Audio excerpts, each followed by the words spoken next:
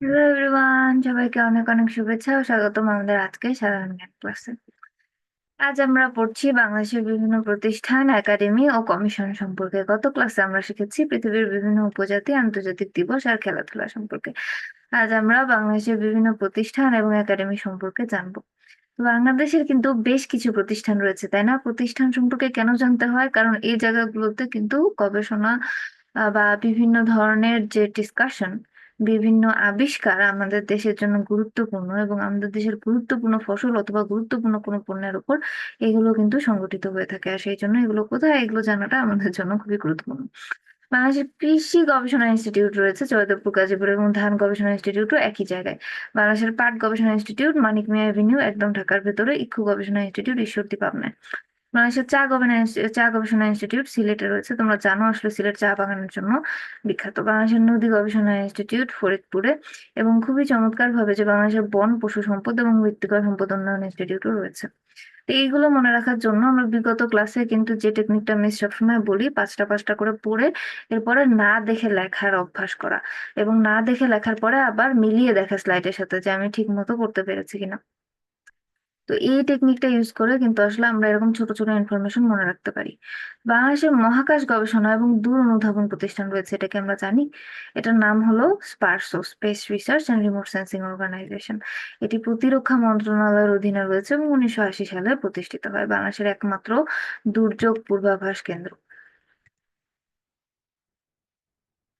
জাতীয় হৃদরোগ গবেষণা ইনস্টিটিউট প্রতিষ্ঠিত হয় 1986 সালে। বাংলাদেশের কৃষি গবেষণা ইনস্টিটিউট প্রতিষ্ঠিত হয় 1976 সালে। বাংলাদেশের বেশ কিছু একাডেমি রয়েছে। একাডেমিতে কি হয়? একাডেমিতে বিভিন্ন বিষয় আসলে, তাই না? সেই সব বিষয়ে শুধু আসলে যে গবেষণা বা পড়াশোনা ছাড়াও কিন্তু বিভিন্ন ধরনের ট্রেনিং এবং আমাদের দেশের যে জনগণ তাদের উন্নয়নে আসলে কাজ করা হয় একাডেমির ভেতরে।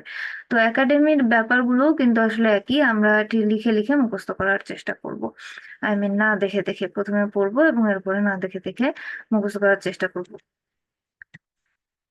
বাংলা একাডেমি, যেখানে আসলে কিন্তু বাংলা ভাষার চর্চা ও বাংলা ভাষার যে আদিম যে ব্যাপারগুলো সেগুলো, এবং প্রতিনিয়ত আমাদের নতুন যে চলিত বাংলা ভাষা সেটা কেমন করে হবে সেটা নিয়ে কিন্তু এখানে প্রচুর চর্চা করা হয়। 1955 সালে প্রতিষ্ঠিত হয়। এর পূর্ব নাম বর্তমান হাউস।